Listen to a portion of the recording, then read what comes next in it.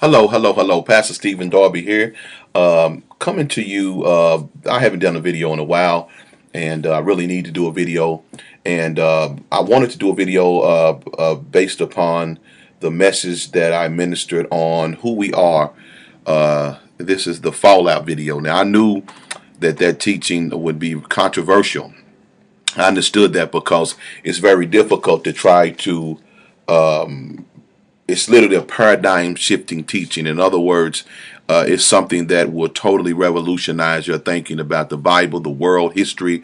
It just totally encompasses the whole spectrum of biblical, intellectual, and spiritual understanding. But it's very necessary, and so I wanted to do. I wanted to follow up on the video for those of you all who have been following and listening and stuff like that, because I've seen comments and I just want to address some of those, and I want to deal with a few things. Now, first of all, I want to say I knew the video would be controversial.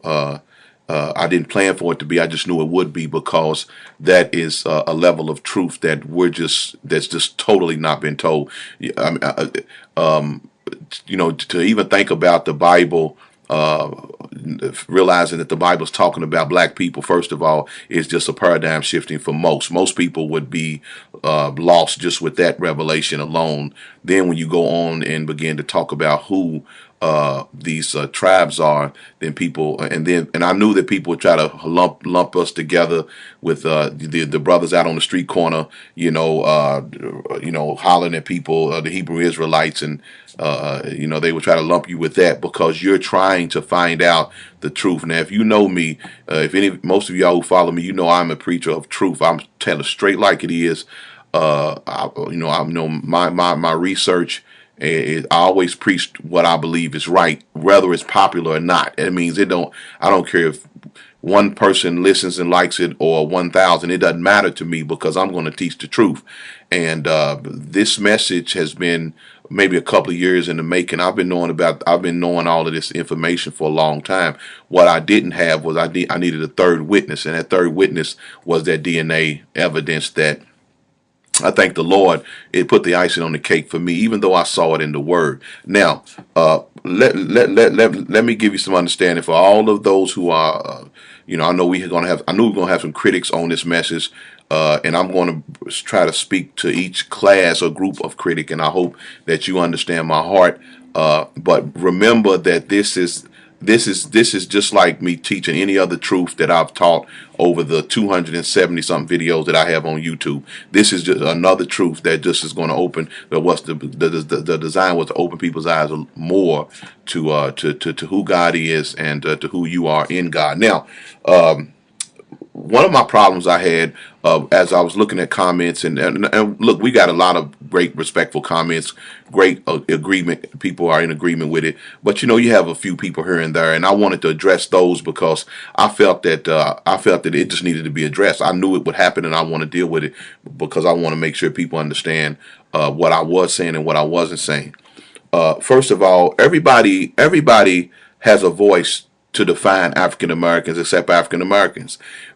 We as black folk don't care who defines us. We'll let the so-called Jews tell you who you are. We went from nigger to Negro to black to Afro, and we went from nigger to Negro to Afro American to black to African American. Or we went from that. You got to throw color in there somewhere too. So we've had all kinds of names where people have defined us, and we have never defined ourselves. This is what the drive in most of us African Americans is that people don't understand. It doesn't matter if we're famous or we're rich or we have money. You can be a billionaire, you'll still have something missing. Do you watch this? Look at it. People like Oprah and people with famous people in the Hollywood or whatever. They still want to know their roots. They still try to find out who they are. It's just it's an ingrown need. It's an inner desire to know where you come from, and to have a blank all your life. It bothers you. Now we know we're Christians and we're saved. We know we're saved by grace through faith. We're not saying that the Hebrew heritage will save us because we know that we're saved by grace through faith. We're not saying, but it doesn't hurt us either because I'm not upset about it. And then I'll have another message I preach Wednesday night. I'm going to upload, and it's going to even shine more light on this subject. But first of all, I just want to say it's time for us as African Americans to define ourselves. Not what the Catholic Church says, Muslims say. Everybody has a say so about who we are, except us ourselves, and that's why I wanted to do this study. Now, I knew the Hebrew Israelites would have a problem because we still believe that Christ established the church, and there's no conflict with the New Testament believers and our Hebrew heritage. In other words, I knew those brothers who was, strong out there on the street corner telling black people to wake up. I knew they would have an issue because they have just as much hatred to me or just as much venom for the church as they do for white people. And so when I study the scriptures, and this is and wait for the message I upload from Wednesday night Bible study, and it's going to break it down. And there's no conflict in the New Testament about having Hebrew heritage and fulfilling the commission of the New Testament. There's no conflict at all, and you'll see that. And just listen to the message. Let the scriptures speak. Don't go off your bias or what you want the Bible to say. See, this is the way I study, and this is why I'm glad that God gave me this mind to think this way. I don't study looking to prove my point. I study what does the word say, and some scriptures will agree with what I want to say, and some won't. But I'm going to be honest and say this is what the Bible is saying, irregardless of how I feel or whether it proves the point I want to make. The truth is still the truth, and so I'll be uploading that probably today or tomorrow. You'll be able to see that. Now, I knew that Africans would have a problem. And the real Africans, I mean those that actually live in Africa, the Hamites, basically, Egyptians, Ethiopians, Libyans, those from sub-Saharan Africa. I knew they would have a problem because they like the idea of us looking to Africa like we're a bunch of lost orphans. In other words, that's all we've said in this country is Africa, Africa. Then we try to go to Africa, and then Africans, I've been to Africa, and see, I'm somebody who's traveled. I'm not one of these brothers who claim to be Kemetic, never been to Egypt, never been nowhere. Or one of these brothers claim to understand Africa, or, trying to talk about Africa, have never been there. I've been to East Africa, Uganda. I've been there before. I've been to Nigeria 4 times, and I've been to South Africa 3 times. And so I've met different Africans, Ghanaians, and I've met while I was in Africa, and I've met Congolese people, and so I do have a working knowledge of Africa. And every time I went there, I've noticed that they did not embrace us as brothers. They didn't. Their arms wasn't wide open. It's really what they told me was, we look at you all like Europeans. But it's almost like we're not really African. We're not really black. So they didn't seem to embrace us. And so they wonder why we don't go to Africa. We don't go to, it's not necessarily we don't go to Africa because we don't have the money or we don't want to go. It's that when we go, we don't sense we go looking for our heritage, and we go looking for our long lost brothers. And we're thinking our brothers will be happy to see us, but they look at us like you all are not, you all are really not Africans. And if you go on YouTube, there was a documentary, I can't think of the name, but it was called African Americans Moving to Ghana or something like that. It was about African Americans that went to Ghana because Ghana was giving land to African Americans if you wanted to come over and settle in Ghana. And the African Americans was finding that the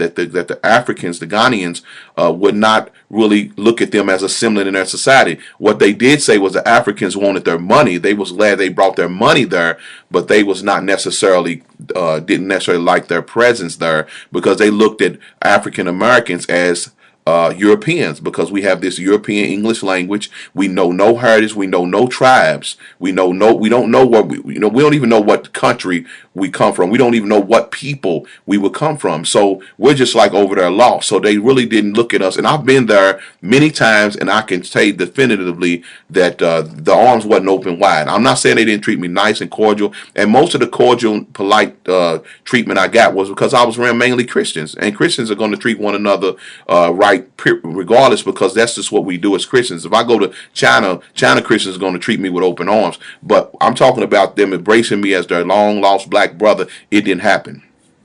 Okay, and I'm not using that to be. I'm not. Well, I wasn't angry about it. I just understand there's two different cultures. I mean, I come from one culture, and they come from another culture, and it wasn't fair of me to think that just because I'm have their skin color that I'm supposed to just be embraced into their culture because I didn't know anything about their culture. Okay, and even when Africans come to African over here in America, they don't necessarily connect with African Americans. It's just the way it is. Okay, and so I knew the Africans would have a problem with that. And also one of the problems I knew they would have is because history shows. I mean, this is just research that Africans rounded up the Hebrew tribes because in there's a great book called From Babylon to Timbuktu by Dr. Rudolph Windsor, and this is one of the greatest books. It can't be refuted. He's got all of the of his study notes and all of his references in the back of the book.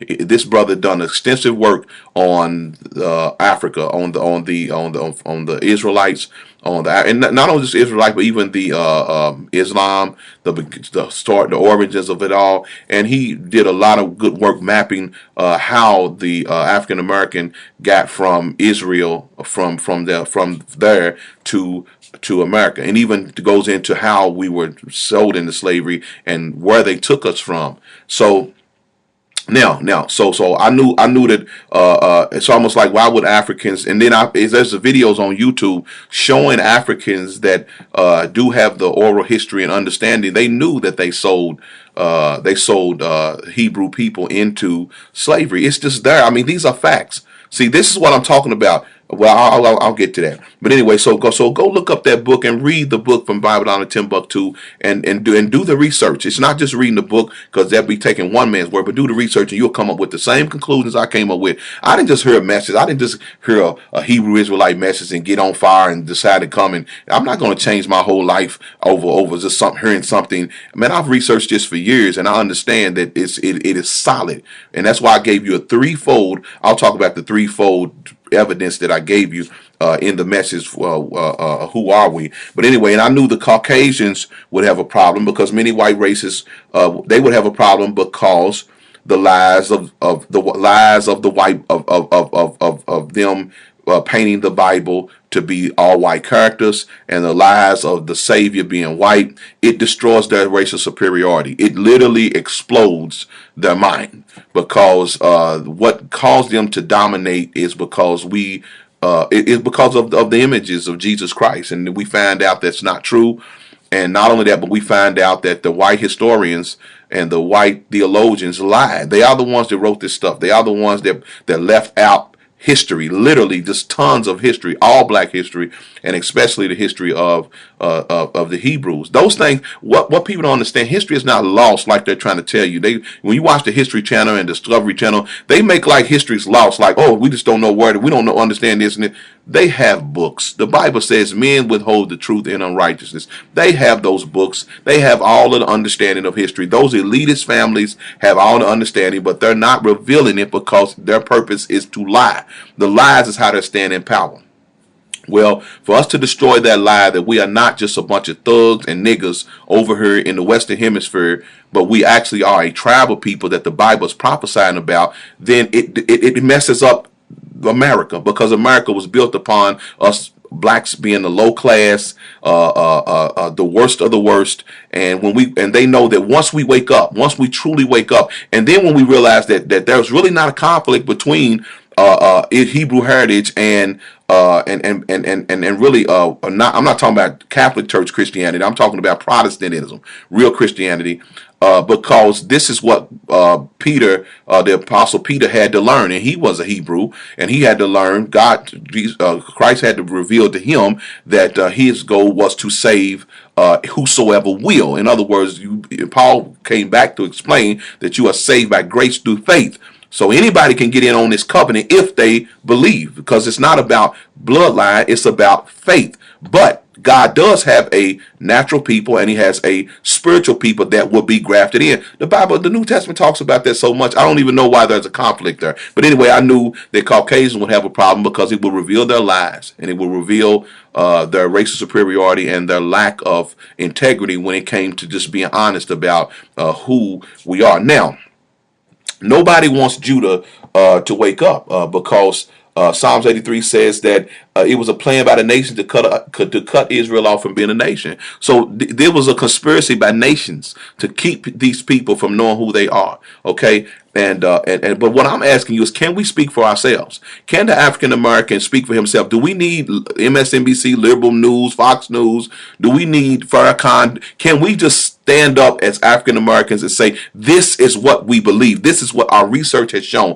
I laid out research. I didn't come off of my emotions. I didn't come off what I'm wishing these books will say, I wishing the Bible will say. I went strictly off of the research. And when I see the comments, some of the comments that are maybe negative comments, they are not refuting my research. It's just a bunch of emotionalism about, I don't think that would mean that. And I don't think, we don't care what you think. We're talking about our life. We're talking about us living in total dejection every single day of our life, growing up as an African American in this country, living in total dejection, holding our head down in shame and not understanding why our life is so difficult, not even understanding why we as a people cannot even unite and come together and connect on no level. Well, now we do understand, because it's very easy when you realize who the Bible is talking about, what the Bible is talking about. Now,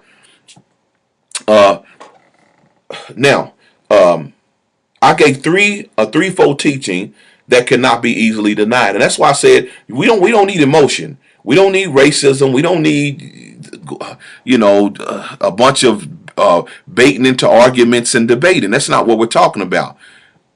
The way things should work is the Bible says this. That's one fold. That's why I didn't run with one fold. I had to give you three folds. One fold was the biblical understanding, which you got that. I gave you Deuteronomy 28. I ran through the scriptures. Just go watch the message again, and you'll see that I gave you the biblical knowledge of who we are. But I didn't stop there.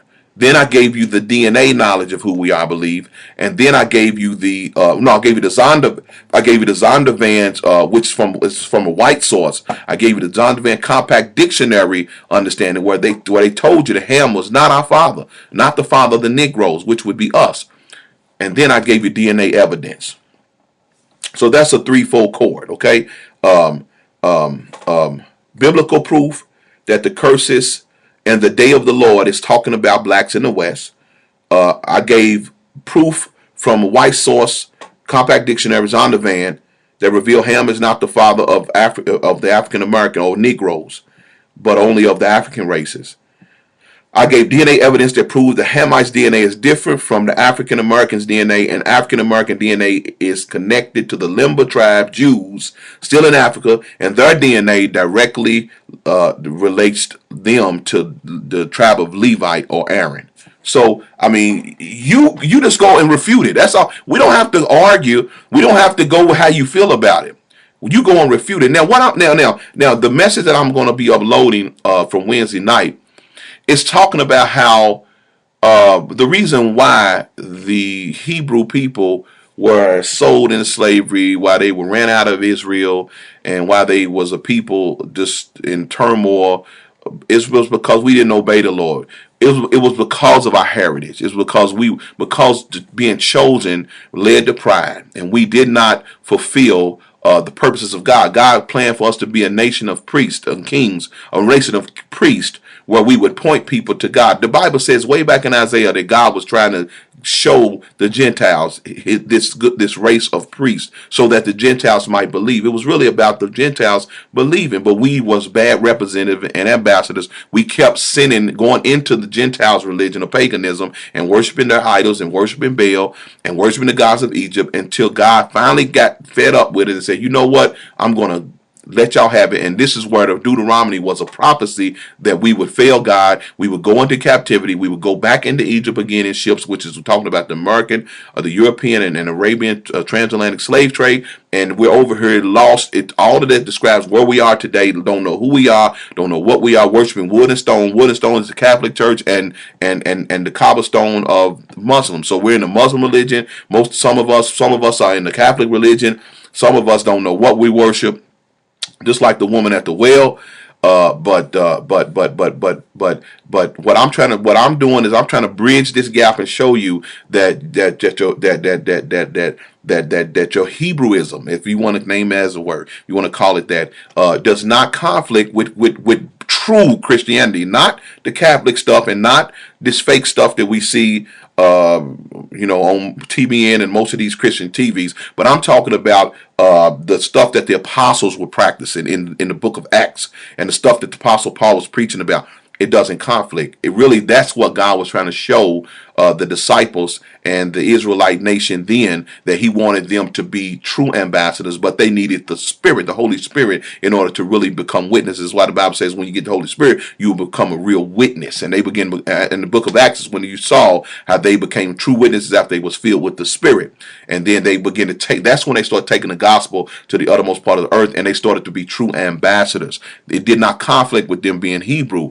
What Paul was trying to explain was, in Christ there's neither Jew nor Greek, because the Gentiles were getting in on the covenant based by faith. And this is the reason why I explained this in my message, the Bible study, that Cornelius was an Italian, yet his house still got filled with the Holy Spirit, even though they were not of the covenant. And that's when God was trying to show Peter that that your Hebrewism is not going to, the people not being from the tribes of Israel will not negate them from receiving the Father, receiving the Spirit. They still got the Spirit, which was the whole point, and they still began to call on the name of the Lord. So listen.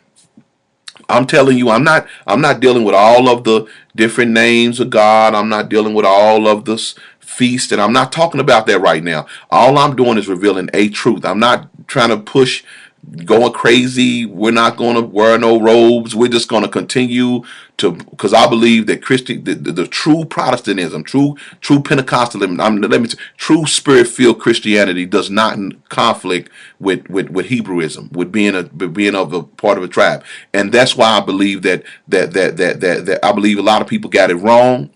And I believe what it does do, it gives African Americans a heritage, and it allows us to understand that Christianity is the Hebrewism, or Hebrew Israelite nation, is a foundation for Christianity. It doesn't negate Christianity. It just means we go on from there. That's what God was trying to teach Peter. Yes, you got your pedigree is correct, but now go on into perfection. Lay aside the elementary teachings and go on to perfection. So I believe that God's going to bring us into this truth and into this revelation, and it's not to spite anybody. But if you feel spited, that's on you. That's between you and God. I mean, we've been spited for 400 years, so why should we be so concerned with people not accepting it? You don't have to accept it, but that doesn't negate the truth. And that's why I say, if you want to argue something, come with facts, not emotion, because the facts state, the DNA states this, the Bible, the scriptures state this. Okay, so the sources are stating what I'm saying. This is not some man trying to come up with something to make us look good. Because I would serve Christ if Christ was white, blue, green. I wouldn't care. If he was an alien, I would serve him, because I know him in my heart. This is a heart thing when it comes down to it. Whether I was of the Jewish nation, of the Hebrew nation or not, I would serve him because I loved him before I ever knew who I was. So even if I never knew who I was, I would still be okay serving Christ, because he gave me an identity, because he told me that at least that I was the son of the Most High. So I believe that. So there's no conflict here. So don't come trying to make my message say something I'm not saying. I'm not saying quit this, start this, stop this, do this.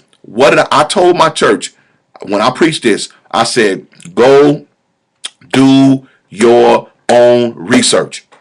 Go look it up for yourself and see what the conclusions are you come to. Get your DNA test, get your DNA information, and see if what I'm telling you is the truth. See if what I'm saying is true. If it's not the truth, then hey, ball it up, throw it away. But remember, Pastor Darby has preached 270 some messages, and I've preached nothing but what I believe was true. And I believe with all my soul that this is true. There's no other explanation to what we have gone through as a people, how we are paralleling the book of Exodus. How can a people literally parallel the book of Exodus, and that's just the biblical showing you. That's just the Bible biblically showing you. But then we got DNA evidence now to back up the fact that our DNA does not necessarily connect us with Africans, even though it goes back to Africa. It goes back to Africa around that Nigerian area because that's where we were as a Hebrew tribe when we were taken and sold into slavery. So we do have roots there because, of course, when you live in a land, you mate with those people. But when they look at our DNA next to Hamite DNA, it's not the same. So I'm just telling you what the evidence shows, and it's going to mess up people's paradigm because they're going to have to shift their thinking. Now it's not just what you thought it was. Now you have to realize, well, these poor people, these people that looks like to be the worst, they may be God's people. Okay, so I'm just telling you, do your research. The research doesn't lie. So I just want to give you a follow-up, a fallout. And like I said, I don't believe in debating and all that stuff. So when you come on YouTube and you come on my channel trying to debate, I'm going to block you. I'm going to stop it all. I'm going to cut it off. It's not what it's for. You don't have to tell me what you think about the message. If you don't agree, okay, fine. I don't want to hear it. I don't need you to tell me what you think about the message because it's not necessary. Just don't look at it no more. There's millions of messages on YouTube. You can listen to anybody you want to. But if I didn't believe in what I'm preaching, I wouldn't put it out there. So I'm not looking for revisionists. I'm not looking for somebody to tweak my message. I ain't looking for somebody to tell me, man, you should have added this or you should have did this or did you think about. Look, I put it out there the way it is, and that's all I'm gonna put out there. That's why I really don't comment a lot on YouTube. I don't say a lot because I'm not trying to get into debating and getting. I don't want people to think coming to Destin Ministries YouTube page is a forum or place of discussion and debate. I'm not debating anybody about anything. I'm proclaiming it. All I'm asking you to do is just do the research and then don't let your emotions speak. Let the Bible speak for itself. Let the scriptures speak and let your evidence, your research speak. And get the book From Babylon to Timbuktu. There's some other books I'm going to tell you to get to, but that's just one that comes to mind that really, he did so much great research. You don't have to go and try to get every book because he already has the books listed where he got his information, and you can just go and read it for yourself. And the brother was spot on the money. Amen. I thank you guys for listening to me. Before I go, don't forget, partners, continue to support like you've been doing. I thank you for your support. I love you guys. I appreciate everything you're doing. If you're not a partner, consider partnering with this ministry. I'm telling you, there's greater revelation coming out of this ministry, and we are just wide open for what God is doing. I'm so excited about the message and what He's doing, and I just believe that this is going to really revolutionize many people. So just stay tuned and be blessed. Don't forget to subscribe. If you're not a subscriber, don't forget to subscribe. And don't forget to become a partner. And don't forget to go to StephenDarbyMinistries.com and you can donate or you can connect with us, find out what's going on at the ministry. I love you guys and you be blessed until next time.